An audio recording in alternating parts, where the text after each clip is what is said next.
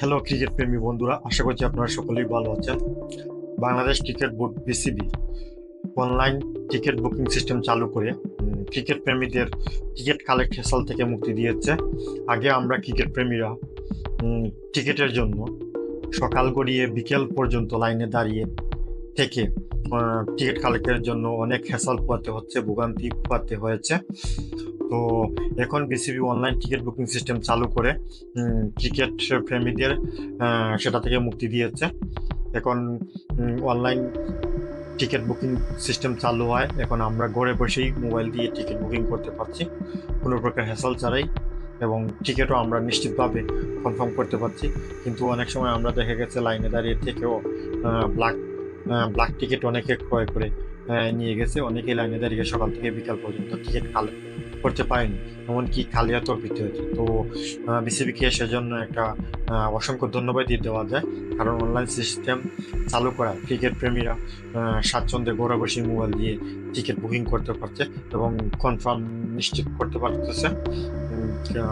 Ticket কালেক্টের যে একটা অনিশ্চয়তা ছিল বা হ্যাসাল বা ভোগান্তি পোহাতে হচ্ছে ক্রিকেট প্রেমীদের, সেটা এখন অনেকাংশে লাঘব হয়েছে। সেই জন্য বাংলাদেশ ক্রিকেট বোর্ড বিসিবিকে অসংখ্য ধন্যবাদ দিতে হবে।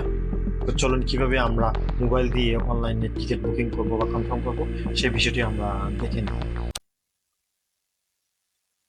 তো বন্ধুরা, আপনাকে অনলাইন টিকিট বুকিং করতে হলে ফার্স্ট অফ অল যেটা করতে হবে, আপনার ফোনে একটি অ্যাপস ইনস্টল করে নিতে হবে।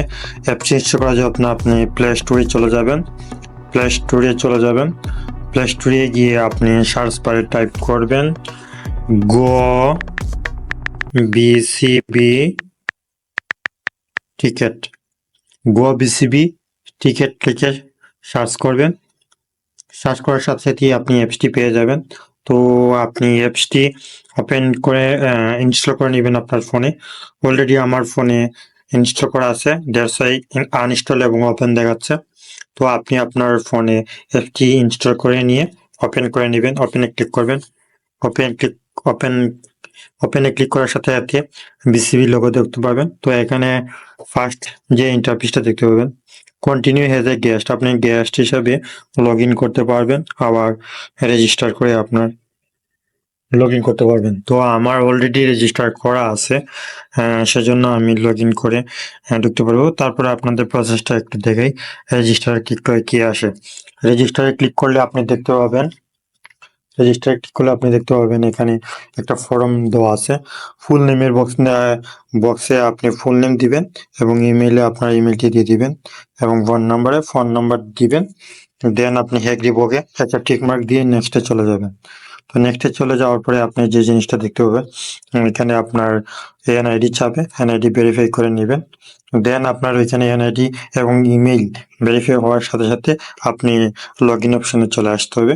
তো আমার অলরেডি একটা অ্যাকাউন্ট করা আছে বা রেজিস্ট্রেশন করা আছে, সেজন্য আমি আর রেজিস্ট্রেশন করছি না। সরাসরি লগ ইন অপশনে আমার ফোন নাম্বার এবং পাসওয়ার্ড দিয়ে লগ ইন করতে পারছি। তো আপনারা এখানে রেজিস্টার করে ফোন নাম্বার এবং পাসওয়ার্ড দিয়ে লগ ইন করে টিকিটটি বুকিং করতে হবে। তো এখানে আমার আইডি পাসওয়ার্ড দিয়ে আমি লগ ইন করছি। কমে চলে যাবেন। কমে গেলে আপনার এখানে আপকামিং ইভেন্টগুলো দেখাবে। যেমন ধরেন এখানে স্টার্ট ফ্রম 200, সর্বনিম্ন 200 টাকা থেকে টিকিট ক্রয় করতে পারবেন। বিপিএল 2025 এর 29তম দিনে ম্যাচ আছে ফরচুন বরিশাল এবং দুবার রাজশাহী। এটা ছিল আজকের ম্যাচ। তো আপনি যে ডেটে টিকিট কাটতে চান সেই ডেটে সিলেক্ট করবেন। ধরুন আপনি 30 তারিখের ম্যাচ আছে, 32তম দিনে একটা ম্যাচ আছে Rangpur Riders BS Khulna tiger, Chittagong versus Sylhet tiger. তো আপনি যদি 30 তারিখে টিকিট কাটতে চান, আপনাকে এই বক্সে ক্লিক করতে হবে। তো এখানে ক্লিক করার সাথে সাথে আপনাকে বাই টিকিট নাও এরকম একটা পেমেন্টের অপশন দেখাবে। বাই টিকিট নাও ক্লিক করলে আপনাকে পেমেন্টের মেথডে নিয়ে চলে যাবে। বাই টিকিট নাও এখানে ক্লিক করার সাথে সাথে আপনাকে পেমেন্ট মেথডে চলে যাবে। পেমেন্ট করার আগে আপনাকে গ্যালারির অপশন নিয়ে আসবে। এখানে সিলেক্টেড গ্যালারি, আপনার এখানে যে গ্যালারিতে ক্লিক করবেন এখানে ইউনিট প্রাইস টিকিট মূল্য দেখাবে। যেমন ইস্টার্ন গ্যালারিতে আপনি সর্বনিম্ন 200 টাকা দেখাচ্ছে, আর কিছু করা লাগবে না, শুধু নাম্বার অফ টিকিট দিবেন। আপনি সর্বোচ্চ 4টা টিকিট কাটতে পারবেন একসাথে, এবং সর্বনিম্ন একটা কাটতে পারবেন। তো একটা টিকিট কাটলে আপনার কত আসছে, ইউনিট প্রাইস 200 টাকা, এবং 50% বেটে আসছে 30 টাকা। তো আপনি যদি 200 টাকা মূল্যের টিকিট কাটতে চান, কনফার্ম অ্যান্ড মেক পেমেন্ট দিয়ে আপনার এগিয়ে যাবেন। অথবা আপনি যদি ভালো টিকিট চান, গ্র্যান্ড স্টে এখানে টিকিট প্রাইস দেখাচ্ছে 2000 টাকা।